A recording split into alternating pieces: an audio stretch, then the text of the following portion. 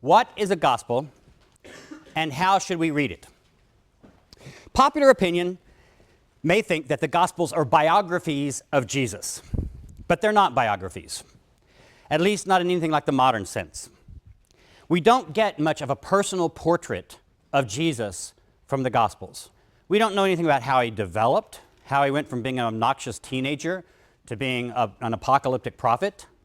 We don't know about his relationship to his parents, his brothers and sisters. We don't know all kinds of things that a modern biography would automatically be expected to tell you.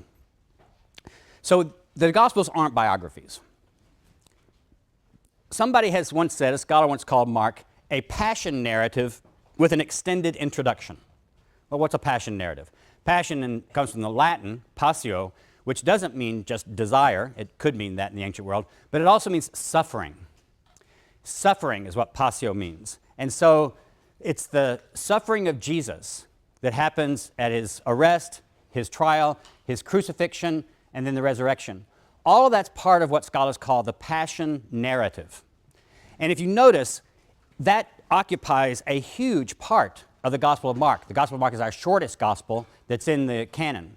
It's only 16 chapters. Of course, the chapters and verse numbers weren't there in the original manuscripts. It was just written. In fact, they didn't even divide up words, and they had very little punctuation. It was just one capital letter after another, which is one of the reasons that ancient people tended to read texts out loud.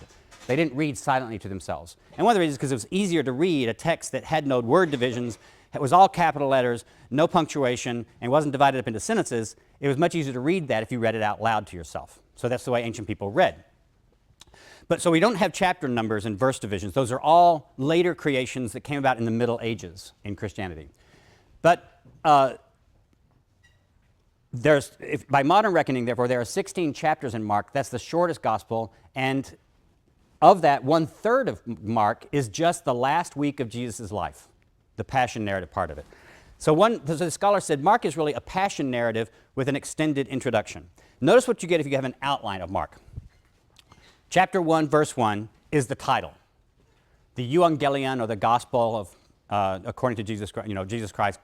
And it doesn't say according to Mark in the title because that name was added later. That's the title of the book. And then for the next few verses from 1-2, that is chapter 1, verse 2, to verse 13, you get an initial introduction to Jesus, just a little bit about him. Then from 1:14 to 9:50, so 9 chapters, is Jesus' Galilean ministry, his healings, his teachings, his traveling around, his miracles, that all take place in Galilee, which is where he's from. That's, of course, the northern part of Palestine, whereas Judea is down in the southern part of Palestine. And then chapters 11 through 15 are all just the last week in Jerusalem. Again, 5 chapters just on his last week. And then chapter 16, 1 through 8, is rumors of the resurrection. Why do I say rumors of the resurrection? Because if you'll notice, in the Gospel of Mark, if Mark ends at chapter 16, verse 8, and there's been some controversy about whether it really is supposed to end there, but in most of your modern editions, it ends at 16:8. If that's true, you don't actually see the resurrected Jesus. He doesn't appear on the stage, so to speak. You only get reports that he has been raised, or one report that he's raised. And then the women are told by this young man who's sitting at the tomb, probably supposed to represent an angel, to go and tell the other disciples that he's raised, and he'll go before them to Galilee. But notice the women don't tell them. It says the women were afraid and they ran away. So you don't even get many reports about Jesus' resurrection in Mark. You just get the one young man at the tomb telling the women that he's been raised. So a huge bulk of the book tells us about the last week of Jesus' life. And even in the previous 10 chapters of the book, you have Jesus talking about his upcoming crucifixion. So these passion predictions, we call them, that occur in the Gospel. You have several of those in the Gospel of Mark. So there are several references to Jesus' upcoming death that focuses our attention even more on the last part of the book. Is that important? Does that tell us anything about what sort of thing Mark's Gospel is, if it's not a biography? Let's look at the ending also, Mark 16. Now remember, I want you to bring your Bibles to class. Why do I want you to bring your Bibles to class? Yes? Because I will lie to you. I may say something that's not true, and you need to check me out. De omnibus dubitandum. When the Sabbath was over, Mark 16, Mary Magdalene and Mary the mother of James and Salome brought spices so that they might go and anoint him. And very early on the first day of the week, when the sun had risen, they went to the tomb. They had been saying to one another, "Who will roll away the stone for us from the entrance to the tomb?" When they looked up, they saw that the stone, which was very large, had already been rolled back. As they entered the tomb, they saw a young man dressed in a white robe, sitting on the right side, and they were alarmed. But he said to them, "Do not be alarmed. You are looking for Jesus of Nazareth, who was crucified. He's been raised, but he's not here. Look, there is the place they laid him. But go, tell his disciples and Peter that he is going ahead of you to Galilee. There you will see him, just as he told you." So they went out and fled from the tomb, for terror and amazement had seized them, and they said nothing to anyone, for they were afraid. Now you'll notice there's, in maybe some of your Bibles, there will be a paragraph under that titled, "A shorter ending," the shorter ending of Mark. All that had been commanded them, they briefly told to those around Peter. Afterward, Jesus himself went through them from east to west, the sacred and imperishable proclamation of eternal salvation. And then you'll notice there's maybe a few paragraphs called by your editors the longer ending of Mark, and it has several verses. I'm not going to bother to read that to you, but if you look at that, the little incidents, several of the incidents in that longer ending of Mark could sound familiar to you if you know the other Gospels, how they end. What scholars now believe is that probably the Gospel of Mark really did end at chapter 16, verse 8. Some people said, well, that's no way to end a book. The women don't tell anything. It just says they were afraid and they ran away. That's it. And even the Greek that it ends in is a very short little sentence that's an odd way to end a book in Greek. So some scholars have said, well, maybe that wasn't originally the ending. Maybe Mark was riding along, he got to 16 and he fell over and died of a heart attack. Or maybe he left the manuscript out and some mice ate it, the end of it. Because, you roll up a scroll and you just have the leftover parts at the back. Or maybe it got in a fire and burnt. Maybe the last few verses, the last part of the gospel burnt. Obviously, ancient people had the same sense of uneasiness with Mark ending at 16:8, and what you got in that shorter ending and the longer ending were later compositions of scribes, Christian scribes, who thought you can't end Mark's gospel that way, so they made up those other verses, and they put them at the end of the manuscript they were copying. Because remember, before printing presses, all manuscripts had to be made one by somebody sitting down with a quill and ink and a papyrus and just copying it word by word. So other scribes, when copying this over, must have added that on. In fact, that looks very much like the longer ending. It was scribes who knew some events from the other Gospels, and they took some events from Matthew, Luke, and John, and they stuck them into a little paragraph, and they said, well, that must be the way Mark really intended to end his Gospel. In the 20th century, basically, modern scholars have come to pretty much reject most of those theories, and at least we take the Gospel of Mark as ending at 16:8, even intentionally. But if you do that, then you still have to explain why end a gospel this way. It's not a normal way to end a book, and it's not the way the other gospels end at all. So the very ending of Mark is one of the problems of the text that scholars feel like we have to deal with. This all demonstrates, though, that scholars don't read the Gospels as biographies or as even straightforward accounts of events. Last time I tried to show you how you can't take the book of Acts and Paul's letters as simply being a historical description of what happened, because each of these documents had agendas. These authors had points they wanted to get across. We learned to read these Gospels in the 20th century by using the method of historical criticism. The criticism part of that doesn't mean necessarily being critical of it, that is criticizing the text. It just means reading it with critical eyes, with questioning eyes, with, if you were, doubting eyes in some cases. But what we do is we read these texts not for what they tell us about the events in the past, although you can read this, but we actually read the text as if they were intentional documents written by authors who had points they wanted to make, and they tell the story the way they tell the story because they have a message. The important thing is not what really happened or what lies behind the text for modern scholars most of the time, unless you're doing historical Jesus research, and I'll lecture about that at one period and later. But most of the time we're saying, what did Mark, as an author, want to do? And therefore we say, why would he end the gospel this way if he did that? Now notice, this historical critical method, which is what I'm teaching you in this class, is somewhat different from several other ways of reading text. And I'm not implying by this that historical critical method is the correct method or will give you the correct meaning of the text. I believe that it's perfectly legitimate for Christians, for example, to read these texts to get something religious out of the text for their lives. for personal guidance, for doctrine, for images of Jesus, to help their relationship to God, whatever. That's a perfectly legitimate way, in my view, to read a text, to read it theologically. But a theological reading of the text is not the same thing as a historical critical reading of the text. The historian is what I'm playing my role here in this class. I don't care whether these texts have anything theological to say to you or to me personally. What I care about is what kind of theological message was this original writer intending to give, and to whom was he intending to give it. So the theological way to reading is one way, perfectly fine way, but it's not the historical critical reading necessarily. There are also literary ways of reading these texts, and this has been a very common thing in English departments for people to write an account of the Gospel of Mark. It's been a particularly significant gospel for modern literary people to retell or talk about the Gospel of Mark, do a literary reading of it. And there they're looking for things like the plot of it, the way it accomplishes its story. Are there figures and characters? And what kind of thing does this character represent? Or what kind of thing does this event represent symbolically or literarily? So just as you know how to do a literary reading of a novel, some modern scholars will do a literary reading of the Gospels. It's a perfectly legitimate way to read the Gospels. It's just not the one that I'm going to concentrate on in this class. And there are many others. You could say, I'm going to do a deconstructionist, post-structuralist reading of Mark. And they have been done. You can go buy books that have done it. You can do a structuralist reading of Mark, and those are the dullest ones of all. So there are lots of different ways to read these texts, and I'm going to teach you the historical critical reading, which means certain things. It means we're not going to read the Gospel of Mark through the lens of Matthew, Luke, or John.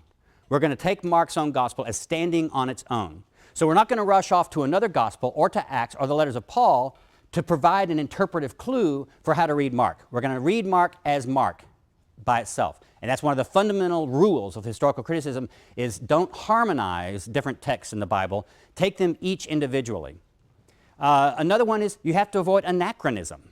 That is, you can't attribute a meaning to the text of Mark that doesn't make sense in the first century in his own context. For example, if you're a Christian, you're going to read some of the Psalms in the Hebrew Bible as being about Jesus, probably. Most Christians do.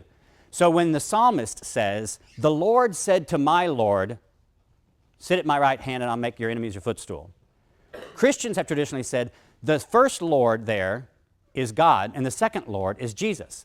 And this is an Old Testament reference to God the Father and God the Son. And this is a Christological psalm. That's a theological way of reading the psalm. It doesn't pass the test of historical criticism because historians will point out, look, the original psalmist didn't know anything about Jesus. He wasn't prophesying about Jesus personally. He was talking probably to the Davidic king. The psalms meant to talk to David or to David's descendants who sit on the throne of Judah. So anachronism has to be avoided in historical critical readings. And there are several other kinds of clues that you're doing a historical reading rather than a theological reading or a literary reading, and you'll pick up on those as we go through the class. In fact, in your sections, not this time, but next time, you will actually talk about how to write an exegesis paper, because you'll all be writing one, and your section leaders will lead you through this method and try to get you to see how it's done. If we're going to do that, though, let's imagine what kind of community this ancient guy we're going to call Mark. We're going to continue to call him Mark, even though we don't believe that it was the historical John Mark who wrote the gospel. But for convenience sake, we just call him the gospel writers Matthew, Mark, Luke, and John, for convenience sake. So what did Mark want to do with this text? Who did he want to do it with? What kind of historical context do we imagine? And first immediately we see a bunch of problems with this text. There's first the problem, one of the most famous problems of the messianic secret. This is when, over and over again in Mark, and it happens sometimes in the other Gospels, but it happens more in Mark than a lot of other places. You get Jesus doing something, and then he tells somebody to be quiet about what he's just done. Look in 125, Mark 125. He's just he's confronted an unclean spirit. The unclean spirit cried out, "What have you to do with us, Jesus of Nazareth? Have you come to destroy us? I know who you are, the Holy One of God." In other words, the unclean spirit has just made a correct Christological confession, according to the Gospel of Mark. But Jesus rebuked him, saying, "Be silent and come out of him." And the unclean spirit, convulsing and crying out with a loud voice, came out of him. Look at 134, chapter 34, right below that. He cured many who were sick with various diseases and cast out many demons, but he would not permit the demons to speak because they knew him. Wait a minute. If Jesus is going around and we're supposed to think that he's announcing that he is the Messiah, the Christ, When people recognize this, why doesn't he let them speak? Why does he tell them not to speak? And so he does this with demons a lot, but it's not just demons that he commands to silence. He also does it to people. Look at 143. Immediately the leprosy left him, this man, verse 42, and he was made clean. After sternly warning him, he sent him away at once, saying to him, see that you say nothing to anyone, but go show yourself to the priest, offer your cleansing, what Moses commanded, as a testimony to them. So it's a testimony to the fact that he's now no longer a leper, but he tells the man, don't tell anybody about the miracle. 553. Now also, notice what happens right below that in verse 45. But he went out, the man did, and began to proclaim it freely and to spread the word so that Jesus could no longer go into a town openly, but stayed out in the country, and people came to him from every quarter. So Jesus does some great act. He tells the person, the demon of the person, don't tell anybody. The person goes out and tells people anyway. It's a pattern. So this is what we call, one of the old theories about the Messianic secret was a modern scholar in the early 20th century said, well, here's what happened. The disciples of Jesus, to say the writer of the Gospel of Mark, knew that Jesus wasn't proclaimed openly and widely as the Messiah during Jesus' own lifetime. He was proclaimed as the Messiah by Jesus' disciples after his death. So why didn't all these people recognize Jesus was the Messiah during his lifetime? And so the scholar said, well, the writer of the Gospel of Mark decided it must have been because Jesus kept it a secret. Jesus wanted to keep it a secret. Now, the problem with that theory is, can you pick out the problem with that theory? The reason we have the Messianic secret in Mark is because people knew that Jesus was not openly proclaimed as the Messiah during his lifetime. So this was a literary device to explain why Jesus wasn't known in his lifetime is because Jesus kept it a secret. What's wrong with this theory? Yes, ma'am.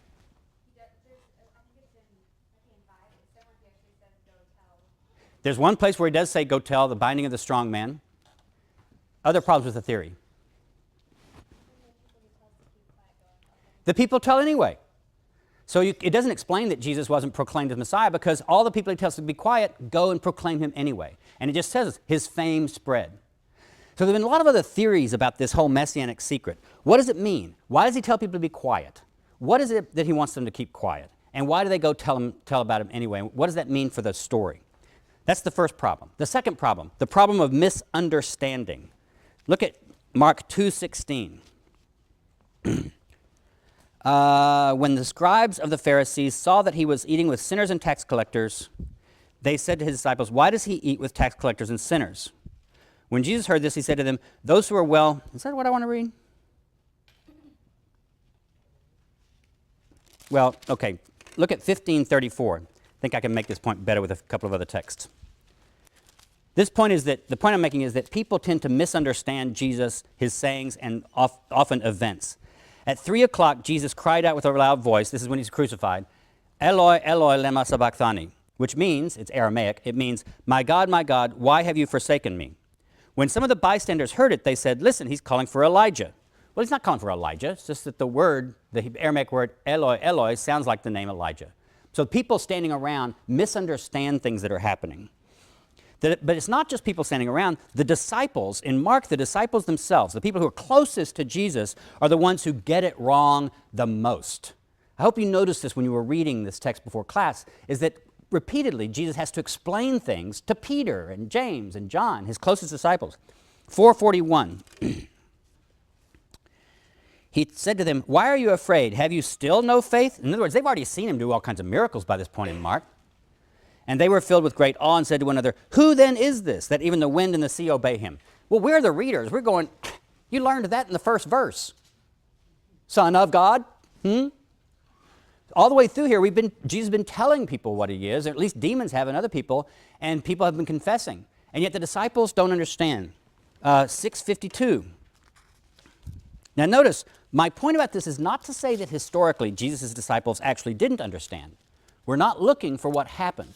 What we're looking for is the narrative structure. What kind of story the author tells, and why does he tell it this way? 6:52. Start reading at 51. Then he got out of the boat. This is when Jesus is, doing another kind of sea miracle.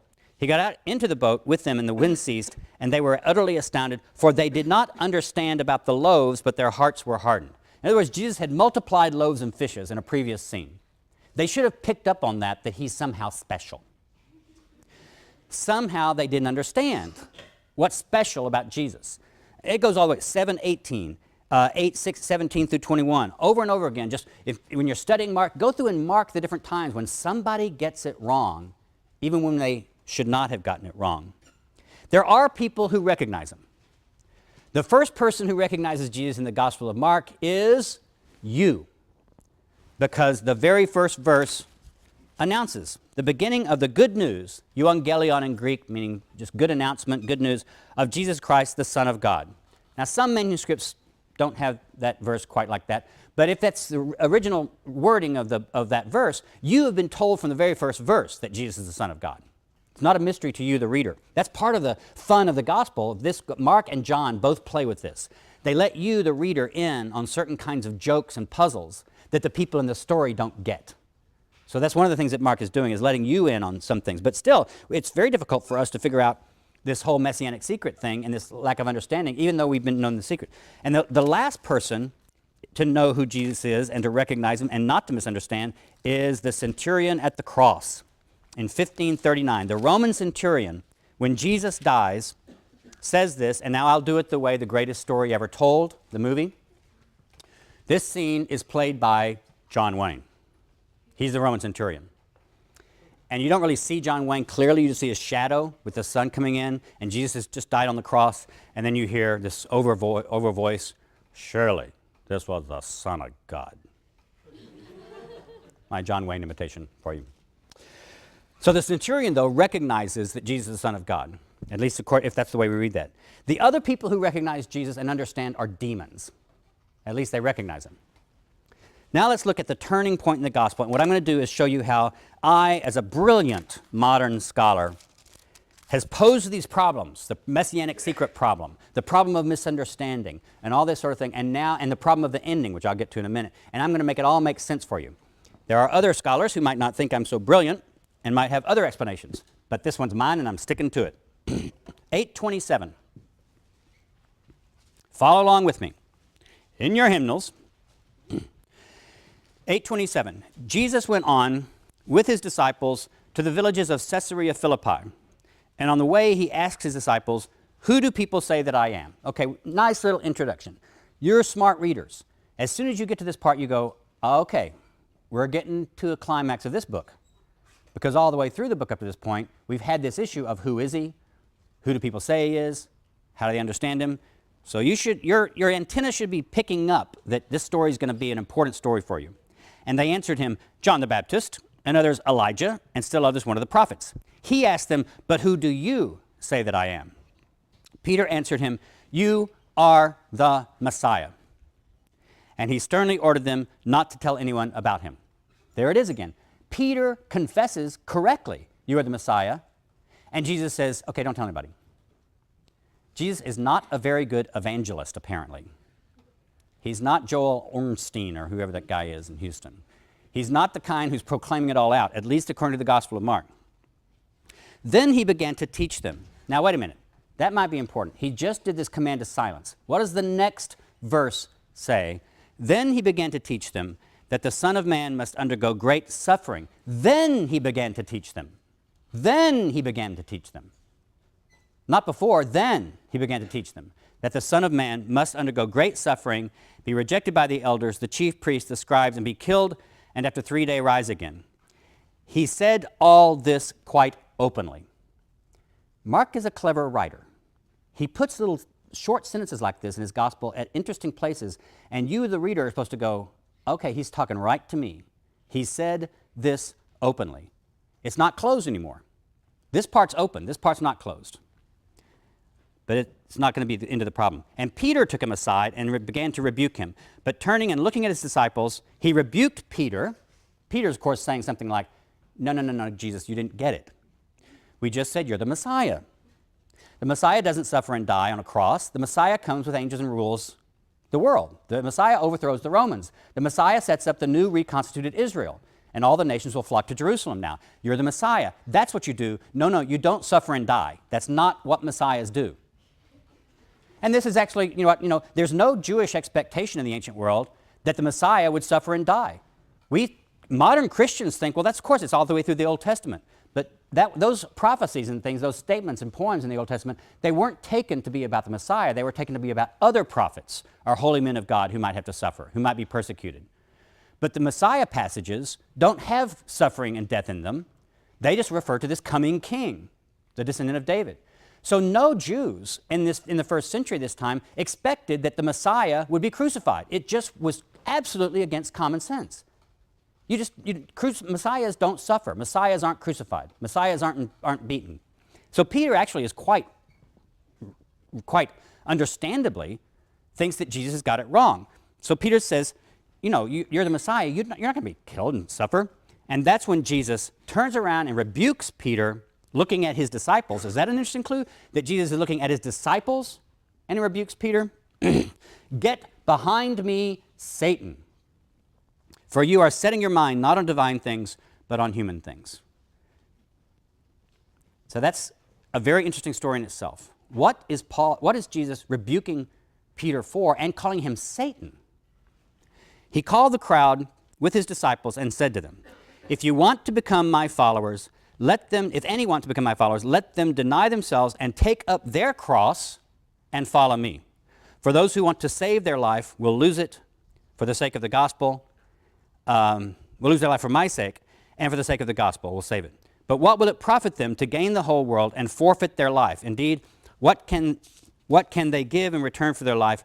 Those who are ashamed of me and of my words in this adulterous and sinful generation, of them the Son of Man will also be ashamed when he comes in the glory of his angels, of his Father, with the holy angels. That's what messiahs were expected to do, is come in glory with holy angels.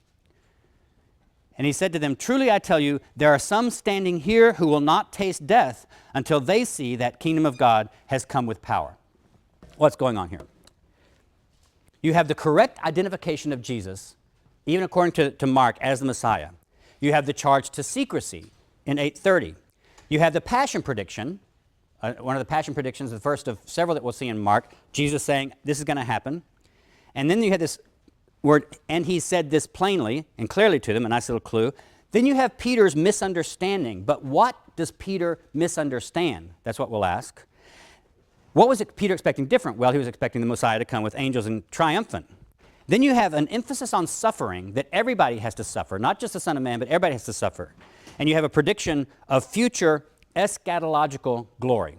Eschatology is just a fancy theological word meaning the end times, the study of the end times. Eschaton is just a Greek word meaning the end.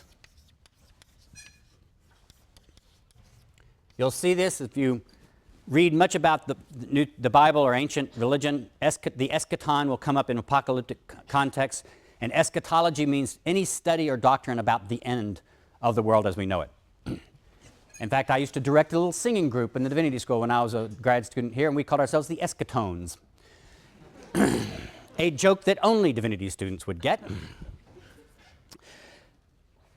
So the prediction of the eschatological glory that comes after the suffering, and then right after that, 6:2, 6 days later, Jesus took with him Peter and James and John, led them up to a high mountain apart by themselves, and he was transfigured before them, and his clothes became dazzling white, such as no one on earth could bleach them. And they appeared to them Elijah with Moses, who were talking with Jesus. Peter says to Jesus, Rabbi, it's good for us to be here. Let us make 3 dwellings, 3 tabernacles, 3 tents. One for you, one for Moses, and one for Elijah. He did not know what to say, for they were terrified. Then a cloud overshadowed them, and from the cloud there came a voice, this is my son, the beloved. Listen to him. Suddenly, when they looked around, they saw no one with him anymore, but only Jesus. The next verse, and they were coming down the mountain. As they were coming, he ordered them to tell no one what they had seen. Again, that secrecy motif, until the Son of Man had risen from the dead. And again, an emphasis on death. What's going on with all this? What's going on is that Mark is trying to make an important point, maybe even to his fellow believers at the time. Apparently,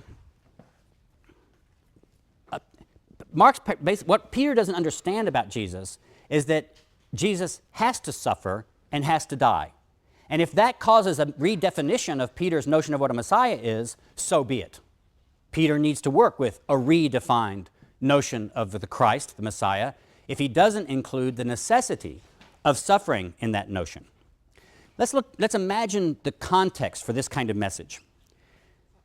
The rapid fire style of Mark is one of the, if you notice, did you notice how many times immediately is used, the word immediately?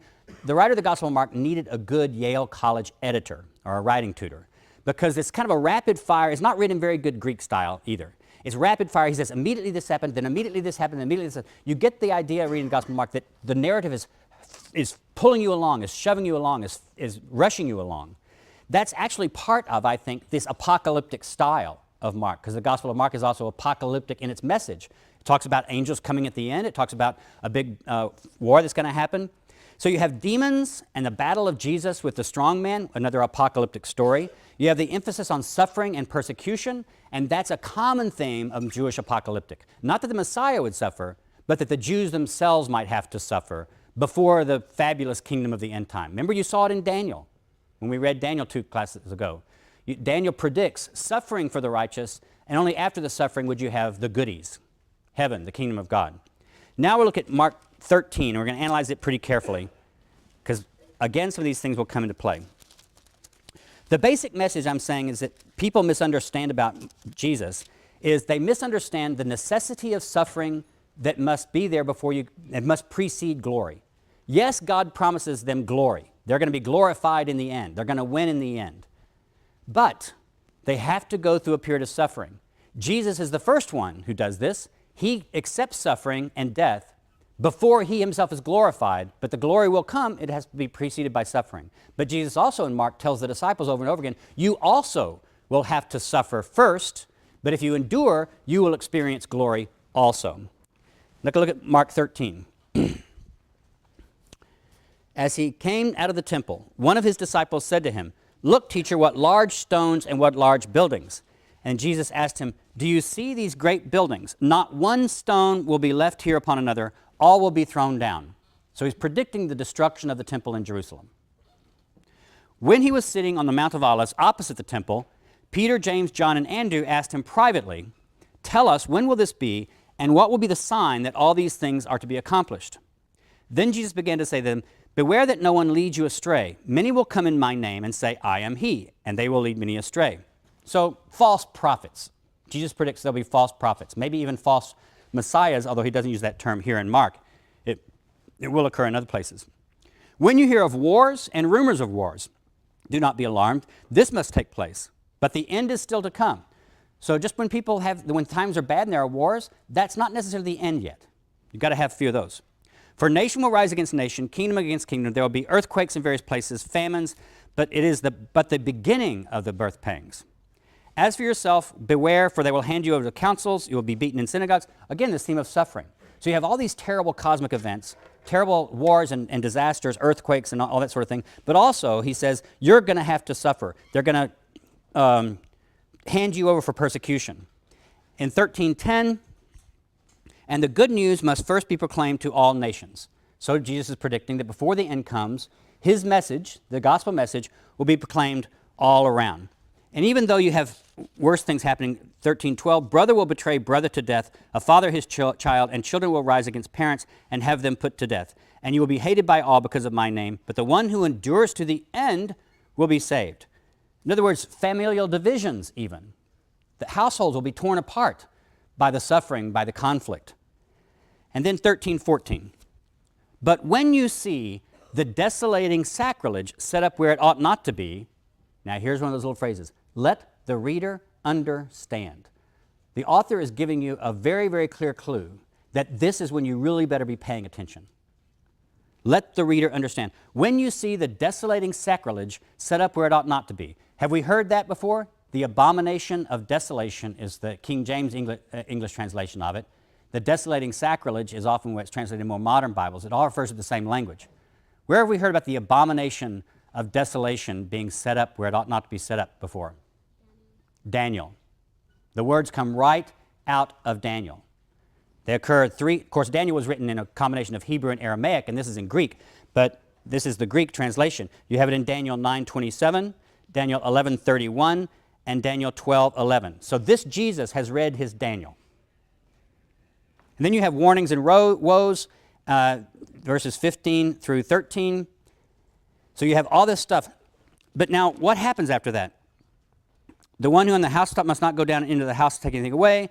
The one in the field must not turn back to get a coat. Woe to those who are pregnant, to those who are nursing infants in those days. Pray that it may not be in winter, for in those days there will be suffering, such as not been from the beginning of creation, that God and never will be. And if the Lord had not cut short those days, no one would be saved. Now notice, we're not getting any more historical events here. We're not getting any more stuff happening, except right then he says, if anyone says to you, look, here's the Messiah, or look, there he is, do not believe it. False messiahs, false prophets, so there's more false messiahs than false prophets. In those days after that suffering, now here's where you really get the cataclysmic end, the world crashing down. The sun will be darkened. The moon will not give its light. Stars will fall from the skies. The powers in the heavens will be shaken. Then you will see the Son of Man coming in clouds with great glory and power. Then he will send out the angels and gather his elect from the four winds, from the ends of the earth to the ends of heaven. When does it happen? Right after the abomination of desolation is set up where it ought not to be. What is the abomination of desolation? Well, we don't know. Obviously, if Jesus is reading Daniel, and this is where it's getting this, he also believes that something's going to happen in the temple. The author Daniel believed it was something that Antiochus IV Epiphanes maybe sacrificed a pig on the altar, or he desecrated somehow the altar in the Holy of Holies in the temple. Jesus doesn't believe that that event was the end event, as Daniel thought it was. Jesus is predicting that this is going to happen. Something's going to happen in the temple that's going to be so awful, and it's going to be an abomination. And once that happens, then all hell breaks loose. And when all hell is broken loose the worst, then the Son of Man will swoop down in the clouds with angels and put a stop to it all. That'll be the glorification. So when does this happen? Well, Mark has told us one thing. It's going to happen during your own generation. Jesus has said, this generation will not pass away before this stuff happens. The apostles asked him. So he said, well, it will be within a generation. Then he says, now nobody's going to know the exact time, but once you see the abomination of desolation set up in the temple where it ought not to be, that's when it's going to happen. Now, did this happen? Well, we're not narrated anything about it. What does Mark not narrate in this section that we as historians know happened with the temple? What? What does he not narrate happening? It's destruction. Jesus predicts the destruction. Jesus prophesies about the destruction. But Mark doesn't tell us that the temple in Jerusalem are destroyed. He doesn't tell us explicitly about the Roman armies led by Vespasian and Titus surrounding Jerusalem and besieging it for 2 years. He doesn't tell us that in the year 70, the Romans actually did take Jerusalem and burn the temple, destroy the temple. If Mark knew about that, why didn't he tell us about it? This is why a lot of scholars believe this is exactly like Daniel. Remember how we said, how do you date Daniel? You figure out when has his history gone right, and when does his history not go right anymore? And if you applied that same standard of test to this text, what you've got is a prediction of the temple destruction, so at least the writer knows that it is likely to happen. He can see it happening in the future, but he doesn't narrate it happening. Yes, sir? I just wanted to comment on the version I have has generation translated also as race. Yes. Conservative Christians know that more than one generation has happened since that time, many, many, many generations. They've taken the Greek word translated here as generation, which I think is the right translation, and they say, well, if you can take that to mean race of people. And of course, what race would they then be referring to? The Jews. And so conservative Christians who believe this has to be an accurate prediction of something that's going to happen in our future also translate that as race, or say the generation doesn't refer to a generation of time of 40 years or so. It means the race of the Jews. As long as there are Jews in existence, then this thing can still go on and hasn't happened yet. So that explains the translation. Quite frankly, I think the translation is just wrong. Because it seems to me that what Mark's intention is to put some kind of time limit on this. He's trying to get his readers to see a time. Well, if you just say the race of the Jews, then that doesn't give you any sense of time. Do you have a question? Okay, so where are we now? I think what's going on is this. Let's just imagine this happening. 16:1-8 I've already read. And what happens in 16:1-8? The women are told that Jesus has been raised from the dead, as Jesus predicted he would be. And the young man tells the women, go tell his disciples that he will go before them to Galilee, go meet him in Galilee.